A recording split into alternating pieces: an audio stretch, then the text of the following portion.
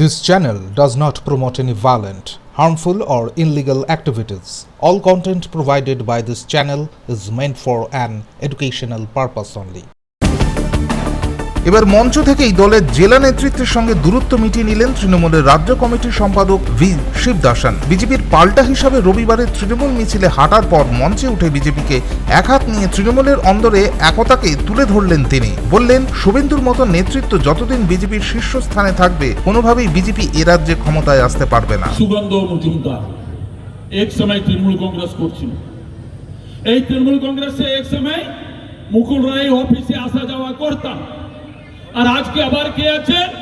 শুভেন্দু বাবু বিরোধী দলের নেতা।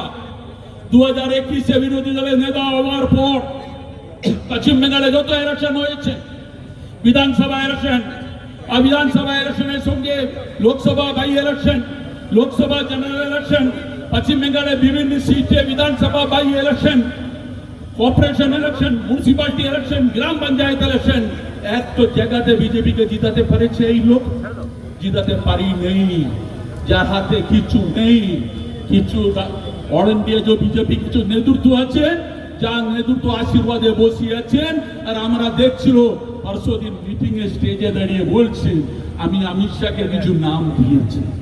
কি চমকাচ্ছে নাকি? ও আসানসোলে আগে চমকাচ্ছেন, ইডি সিবিআই চমকাচ্ছেন, দেখে চমকাচ্ছে নাকি? আমরা কি ইডি সিবিআই কে ভয় খাই নাকি?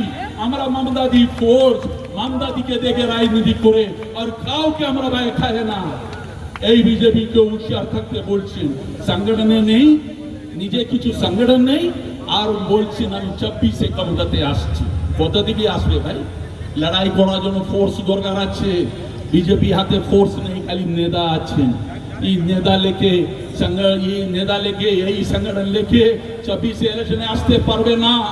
আর একটা কথা আমি বলছেন, আজকে বিজেপির যে নেতারা যে কথা ইয়া বলে গিয়েছেন, পার্বণীতে হারবেন 50,000 ভোটে, আমাকে লাগছে পান খাকে আসেছে, নেই তো গাঁজা খাকে আসেছে। নেই তো এইরকম কথা বলবে, আসানসোলে হারছি। আরে 1-2 হাজার বলছি না, 50,000, 40,000, 60,000, তো এই গাঁজা খাই নেই? বিনা গাঁজা খাকে এই কথা বলতে পারেন? 2026 তো দূরের কথা, 2026-এ পশ্চিমবঙ্গে গতবার আমাদের নেত্রী মমতা ব্যানার্জি 2013টা আসন পেয়েছিলেন, পরবর্তীকালে 213টা আসন পেয়েছিলেন। পরবর্তীকালে একের পর এক বাই ইলেকশনে জিতে আজকে 224-25টা আসনে পৌঁছে গেছেন।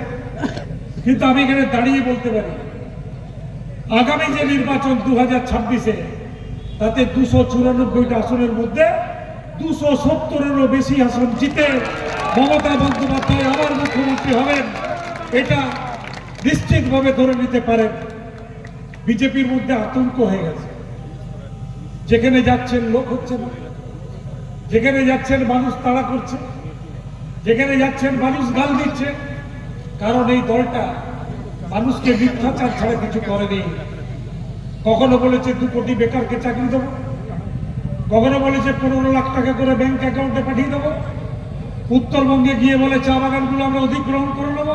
ইসিএল আরো 50,000, আপনারা সরকার আসার পরে 60,000 মানুষের চাকরি খেয়েছেন, 60,000 মানুষের চাকরি চলে গিয়েছে এই জেলায়, যা কেন্দ্রীয় সরকার মালিক সেই কারখানাগুলো। কোনো তো জবাব দিলেন না যে কেন বন্ধ হলো, কোনো তো জবাব দিলেন না এই 60,000 পরিবার কি করবেন, কোনো তো জবাব দিলেন না যে আগামী দিনে এই কলকারখানাগুলোতে যে বেকারদের চাকরি হতো সেই বেকাররা আজকে কি করবে। কারুর নামে কুরুচিকর কথা বলে যদি মনে করেন যে আপনি হিরো হয়ে যাবেন, সেটা কিন্তু হতে পারবেন না। অনেক কিছু করেছেন, অনেক অত্যাচার করেছেন, অত্যাচারের জবাব ঠিক সময়ে পেয়ে যাবেন। আমরা 2026-এ পারবো। 2026-এ আমাদের লক্ষ্য একটাই, মঞ্চে যারা আছি, মঞ্চের নিচে যারা আছি, সবাই আজ থেকে শপথ নিয়ে যান যে 2026-এর একটাই লড়াই, 9 জয়। শুভেন্দু বাবুরা একটু অসুবিধায় আছে, কারণ কয়েকদিন আগে আপনারা জানেন যে বিধানসভার একটা উপনির্বাচন হয়ে গেল, ওনারা গতকালই হার স্বীকার করে নিয়েছেন। কারণ এরা বুঝতে পেরেছেন যে মানুষ এদের মুখ আর মুখোশের পার্থক্যটা ধরে ফেলেছে। আসলে বিজেপি পার্টিটা হলো ধর্মেও দোহাই দিয়ে ক্ষমতায় টিকে থাকার চেষ্টা। তাই বন্ধু, মুখ আর মুখোশ বাংলার মানুষ চিনে ফেলেছে। তাই শুভেন্দু বাবু, আপনি যতই হাই ফাই করুন, বাংলায় আপনার স্থান নাই। আপনি ভেবেছিলেন লোডশেডিং করে দিদিকে হারিয়ে দিয়েছেন না, এবারে আর লোডশেডিং হবে না।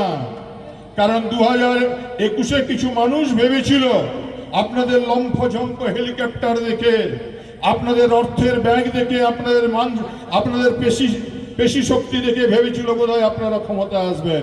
মানুষের ভুল ভেঙে গেছে। মানুষ বুঝতে পেরেছে যে বাংলার একমাত্র নেত্রী মমতা বন্দ্যোপাধ্যায়ের নেতৃত্বে